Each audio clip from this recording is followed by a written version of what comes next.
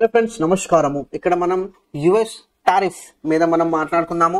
ఈ టారిఫ్స్ వల్ల US citizens మీద ఎంత ఇంపాక్ట్ అవుతుంది, ప్లస్ దీని వల్ల రెసిషన్ అయ్యే రిస్క్ అనేది ఈ పర్టికులర్ ఎకానమీలో ఉందా అనేది మనం చెప్పుకోవచ్చు. సో అందరికన్నా ముందు టారిఫ్స్ ప్రొటెక్షన్ కోసమే కదా, యుఎస్ సిటిజన్స్ ప్రొటెక్షన్ కోసమే కదా, కానీ ఈ టారిఫ్స్ వాళ్ళకి వ్యతిరేకంగా ఎలా ఉండబోతుంది. సో ఇది ఒక ఇంపార్టెంట్ ఎకనామిక్ లెసన్. మీలో ఎవరైనా స్టూడెంట్ ఉంటే డెఫినెట్లీ ఈ పాయింట్ మీద డెఫినెట్లీ మీరు ఇంకా డీటెయిల్ గా స్టడీ చేసుకోవచ్చు. సో ముందుగా మనం ఇప్పుడు టారిఫ్స్ గురించి మనం మాట్లాడుకుంటా అంటే టారిఫ్స్ అనేది ఇంపోర్ట్ మీద పెడతారు, ఎక్స్పోర్ట్ మీద ఉంటది. సో ఓవరాల్ గా టారిఫ్స్ యుఎస్ గురించి ఇప్పుడు కరెంట్ సిచ్యువేషన్ లో మనం మాట్లాడుకుంటా అంటే వాళ్ళు ఇంపోర్ట్స్ మీద టారిఫ్స్ అనేది పెడుతున్నారు. అంటే వేరే కంట్రీ నుంచి యుఎస్ కి ఎక్స్పోర్ట్ చేస్తుంటే వాళ్ళ కోసం అది ఇంపోర్ట్ అవుతుంది, ఆ ఇంపోర్ట్ మీద ట్యాక్స్ అవుతుంది. సో ఒక వస్తు సిచ్యువేషన్ లో ఈ 100 మీద నేను ఒక 50% అనేది ఇండియా గురించి మనం ఎగ్జాంపుల్ తీసుకుందాము. అంటే యుఎస్ లో ఉన్న మనిషికి ఆ వస్తువు ఇవ్వాలా, 150 రూపాయలులో ఆ వస్తువు అనేది తీసుకోవటం జరిగింది. సో ఇంకా ఇంప్లిమెంట్ అవ్వలేదు. By the end of August ఇంకొక 25% అనేది యాడ్ అవుతుంది. కరెంట్లీ 25% ట్యాక్స్ అనేది ఉంది. సో ఓవరాల్ గా సినారియో అనేది మనం అర్థం చేసుకుంటున్నాము. సో ఇప్పుడు దీన్ని యాజ్ అన్ ఇండివిజువల్ గా మనం ఏ విధంగా ఆలోచించాలంటే, ఇంపోర్ట్ గుడ్స్ మీద ట్యాక్సెస్ ఉంటే దాని ఇంపాక్ట్ అక్కడ లోకల్ లెవెల్లో ఇంపోర్ట్ చేసిన పర్సన్ పాస్ ఆన్ చేస్తాడు కస్టమర్స్ ఇంకా వ్యాపారం చేసే వాళ్ళకి. సో డెఫినెట్లీ ట్యాక్స్ వాళ్ళు పే చేసినా కూడా వాళ్ళు ఆ కస్టమర్స్ కి ఇంకా బిజినెసెస్ మీద ట్యాక్స్ పాస్ ఆన్ అవుతుంది. So indirectly 45% of US citizens దీని ఇంపాక్ట్ అనేది ఉంటది అనేది వాళ్ళు అర్థం చేసుకోలేకపోతున్నారు. సో ఒక ఇంపోర్ట్ డ్యూటీ మీద టారిఫ్ పెడుతుంటే దాని ఇంపాక్ట్ యుఎస్ మీదే ఉంటది. ఆ ఖర్చు అనేది యుఎస్ సిటిజన్సే పెడతారు. సో డేటా మనకి ఏం చెప్తుందంటే, యాజ్ పర్ ఏల్ బడ్జెట్ ల్యాబ్ ఎస్టిమేషన్ ఏంటంటే, ఓవరాల్ గా ఒక US individual family house hold expenses మనం మాట్లాడుకుంటే యావరేజ్ గా $1,700 నుంచి $3,800 దాకా ఖర్చు పెట్టాల్సిన అవసరం వచ్చింది బికాస్ ఆఫ్ టారిఫ్స్. అంటే ఆల్మోస్ట్ ఖర్చులు అనేది డబల్ అయిపోతాయి. టారిఫ్స్ వల్ల ఫైనాన్షియల్ బడ్జెట్ అనేది లోవర్ ఇన్కమ్ గ్రూప్స్ మీద ఎక్కువగా ఇంపాక్ట్ కనిపిస్తుంది. సో ఎకనామిక్ ఇంపాక్ట్ గురించి మనం మాట్లాడుకుంటే జీడిపి మీద రిఫ్లెక్టెడ్ అవుతుంది, వేజెస్ అన్ఎంప్లాయ్మెంట్ మీద కూడా దాని ఇంపాక్ట్ అనేది ఉంటుంది. ప్లస్ ఓవరాల్ గా ఒక ఫైనాన్షియల్ బర్డన్ కింద మనం చూసుకుంటే లైఫ్ లాస్ మనం చెప్పుకోవచ్చు. మొత్తం లైఫ్ లైన్ లో $22,000 అనేది తక్కువగా సంపాదించటం ఆర్ తక్కువగా ఆదాయం చేసుకోవటం అనేది మనం so as per banks forecast ఏంటంటే గ్రోత్ కొద్దిగా తక్కువగా ఉంటుంది, ఇన్ఫ్లేషన్ అనేది పెరిగే అవకాశం ఉంటుంది. ప్లస్ ఈ ఇన్ఫ్లేషన్ వల్ల కన్స్యూమర్స్ ఆర్ బిజినెస్ కాన్ఫిడెన్స్ కూడా కొద్దిగా డౌన్ ఉంటుంది అనేది మనకి ఇక్కడ చెప్తున్నాము. సో ఇక్కడ రిసెషన్ అనాలిసిస్ గురించి మనం చూసుకుంటే ప్రాబబిలిటీ ఆఫ్ రిసెషన్ అనేది పోయిన నెల కన్నా ఈ నెల ఎక్కువగా ఉంది అనేది మనకి ఇక్కడ చెప్తున్నారు. సో ఈ ఇన్సిడెన్సెస్ ఎందుకు పెరిగినాయి అనేది అంటే, ఇక్కడ టారిఫ్స్ వల్ల ఇన్ఫ్లేషన్ పెరిగే అవకాశం ఉంది. Plus various basically federal reserve నుంచి రావాల్సిన ఫ్లెక్సిబిలిటీ అనేది ఇంపాక్ట్ అవుతుంది అనేది మనకి ఇక్కడ చెప్తున్నాము. చాలా ఇంపార్టెంట్ ఎలిమెంట్ ఫ్రెండ్స్. సో నేను ఈల్డ్ కర్వ్ గురించి ప్రతిసారి నేను చెప్పుకుంటా ఉంటాను. సో ఈల్డ్ కర్వ్ ఒక ఎకనామిక్ కండిషన్ ని రిఫ్లెక్ట్ చేసేది. సో ఇది చాలా క్లియర్ గా మనకి ఇక్కడ తెలుస్తుంది. దీన్ని మనం ఇన్వర్టెడ్ ఈల్డ్ కర్వ్ అంటాము. సో ఇన్వర్టెడ్ ఎందుకంటే, ఇన్వర్టెడ్ ఈ సిచ్యువేషన్ లో మీరు 1 month మేలో ఎక్కువగా ఇంట్రెస్ట్ సంపాదిస్తున్నారు as compare to 3 years. So ఒక ఇన్వెస్టర్ కి ఒక నెల ఇన్వెస్ట్మెంట్ చేసుకుంటే ఎక్కువ లాభం కనిపిస్తుంది as compare to 3 years.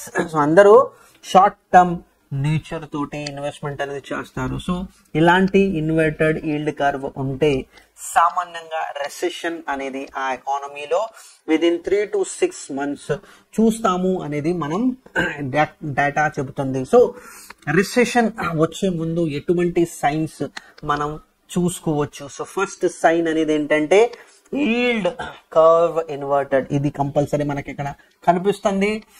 Data check చేసుకోవాలి ఫ్రెండ్స్.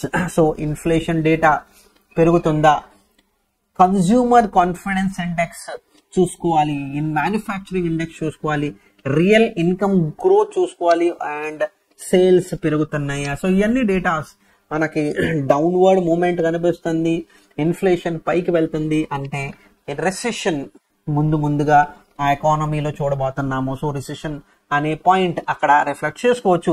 సో మనం హిస్టరీ గురించి తెలుసుకుంటే 1930s లో కూడా ఇలాగే టారిఫ్స్ పెంచడం వల్ల ద గ్రేట్ డిప్రెషన్, మీరు ఎవరైనా ఎకనామిక్స్ స్టూడెంట్ ఉంటే 1930 ద గ్రేట్ డిప్రెషన్ గురించి మీరు ఇన్ఫర్మేషన్ తీసుకోండి. చాలా చాలా క్రూషియల్ నంబర్ మనం చెప్పుకోవచ్చు, క్రూషియల్ ఎకనామిక్ కండిషన్ అని మనం చెప్పుకోవచ్చు.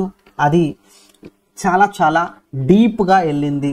రైట్ ఫ్రమ్ 1939 దాకా ఆ పర్టికులర్ కంట్రీ మనకి డిప్రెషన్ లో ఉన్నారు, రెసెషన్ లో ఉన్నారు. సో 39 నుంచి 45 రివైవల్ టైం వరల్డ్ వార్ వల్ల బేసికలీ యుఎస్ అనేది బయట వచ్చింది అనేది మనం చెప్పుకోవచ్చు. సో చాలా ఇంపార్టెంట్ ఎలిమెంట్. సో ఇవాళ ఉన్న సిచ్యువేషన్ లో మనం తెలుసుకోవాల్సిన పాయింట్ ఏంటంటే 1 రెసెషన్ వచ్చింది. సో రెసెషన్ వస్తుంటే ఇక్కడి నుంచి యుఎస్ బయట రావాలంటే war is the right element అనేది మనం చెప్పుకోవచ్చు. సో వార్ లైక్ సిచ్యువేషన్స్ ముందుగా పెరుగుతాయి.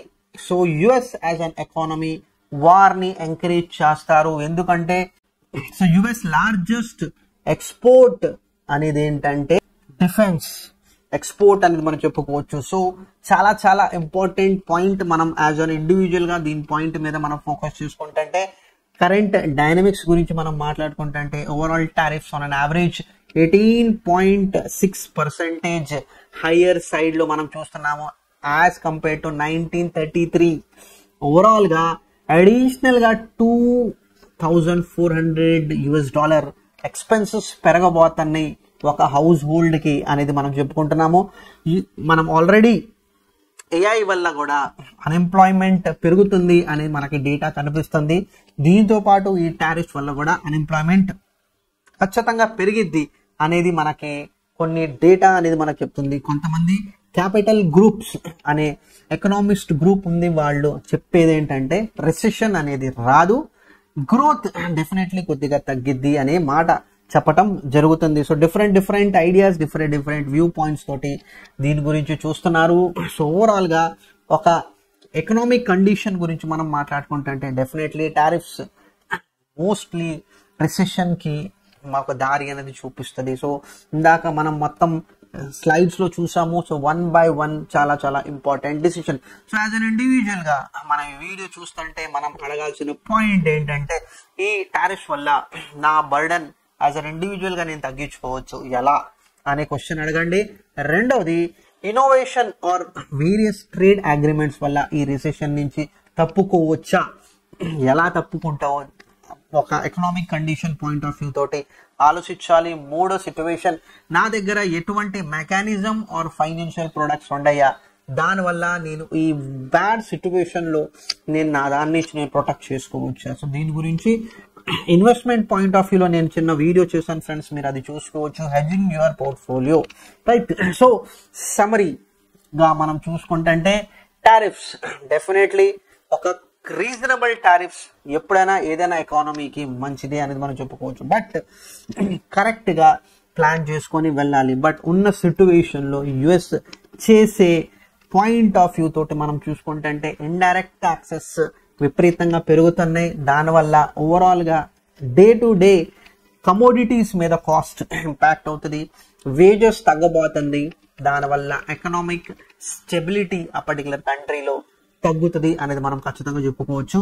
సో రిసెషన్ గ్యారంటీ కాదు, బట్ ఎలివేటెడ్ రిస్క్ ఉంటే డెఫినెట్లీ ఈ రెసిషన్ అనేది ఫ్యూచర్ లో మనం ఎక్స్పెక్ట్ చేసుకోవచ్చు. సో హోప్ఫుల్లీ ఫ్రెండ్స్, నా ఓన్లీ ఐడియా ఏంటంటే, ఈవెన్ దో మనం అందరం యుఎస్ లో ఇండియాలో ఉండాము, బట్ యుఎస్ సిచ్యువేషన్ మనం కరెక్ట్ గా అర్థం చేసుకోవాలి. ఎందుకంటే కొన్ని ఇంటర్లింక్డ్ ఎకనామిక్ సిచ్యువేషన్స్ లో మనం ఉండాము. సో గ్లోబల్ ట్రేడ్స్ గురించి మనం మాట్లాడుతున్నాము. ఇండియా మీద యుఎస్ 50% టారిఫ్స్ పెట్టడం వల్ల డెఫినెట్లీ దీనివల్ల ఇంపాక్ట్ మనకు కూడా ఉంటుంది, వాళ్ళకు కూడా ఉంటుంది. కానీ వాళ్ళ వ్యూ అనేది మనం చూసాము. సో మీకు కూడా ఇండియా మీద ఎంత ఇంపాక్ట్ ఉంటుంది అనేది కావాలి అంటే డెఫినెట్లీ మీ కమెంట్స్ ద్వారా నాకు చెప్పండి ఫ్రెండ్స్. నేను దాని మీద ఒక చిన్న వీడియో డెఫినెట్లీ చేస్తాను. Thank you very much.